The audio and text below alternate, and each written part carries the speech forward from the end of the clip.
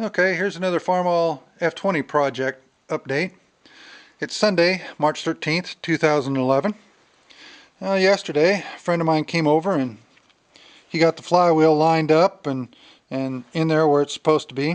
The only thing I have to do is I've got to bend this tab washer over onto the nut, and I still haven't gotten that bearing shell out of there, but he said he had a cutter and he'll come over here one of these days and just cut it right out of there, so we can still get at it.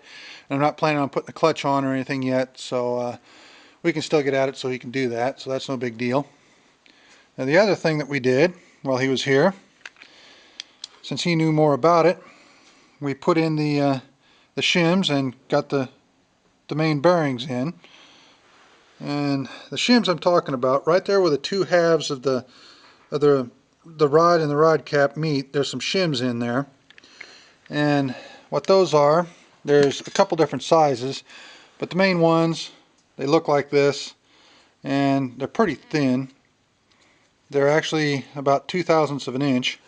And there's another size that I'm not sure what size it is, but it's quite a bit thicker than that. And it's a lot of trial and error and use of plastic gauge, but eventually we got it to where it's working pretty good. Now up here, there's a couple of pieces of pipe and some washers, and then we used a head nut to hold it all down. And as you can see, it's tight, they don't move. What that's for, down here you can see where this washer overlaps two of the cylinder sleeves, and what that's for is when you're messing with the crankshaft, trying to get those bearings put in, you can actually push one of these sleeves right on out of the hole. They're not really seated hard yet. They haven't been heated and cooled and heated and cooled. They're just setting in there, but they're not seated, so you have to be careful when you're messing with the crankshaft. Otherwise you might just pop one of those right on out.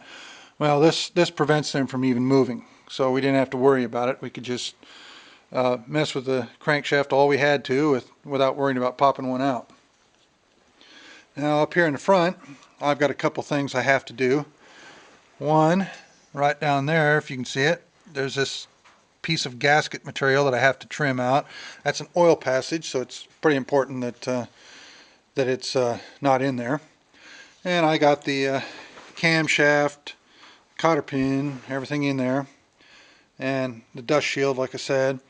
So everything's ready there, except for I've got an oil tube that mounts up to the inside of the block, and then part of it just sticks out one of these holes and angles down and drips oil onto the gear and keeps them lubed and cool while the engine's running.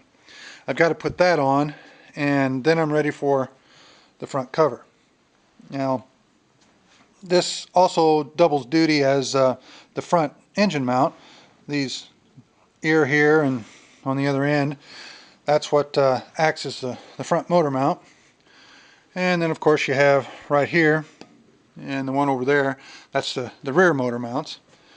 So after I get that on, then I can actually mount the engine in the frame. I'll still have quite a little bit of work to do on the motor, but at least it's to the point where it can be mounted, and I won't have to mess with the weight of the head or the manifold or anything.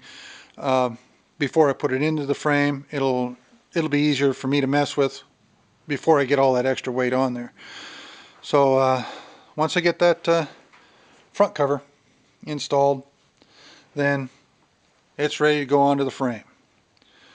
Now the other thing that I accomplished, this is that stub axle that I tore apart the other day, and I got it all cleaned up. I had it soaking for several days and used a wire brush on it, got it cleaned up and got it primed.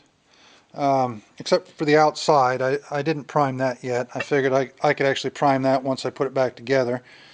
But I did find, when I cleaned off all the grease that was just caked on here, I found out there's an extra part in there. You couldn't even tell that it was even in there until I got it all cleaned off. But now I'll have to repack this bearing, which no problem. It's fairly loose tolerance and easy to pack. So I'll have to pack that, and I've got to straighten out this dust shield. and everything's ready to go back together. But that I might do that this afternoon. We'll just see how it goes. But all in all, that's ready to go back on, and then I'll be ready to mount the engine and start on framework.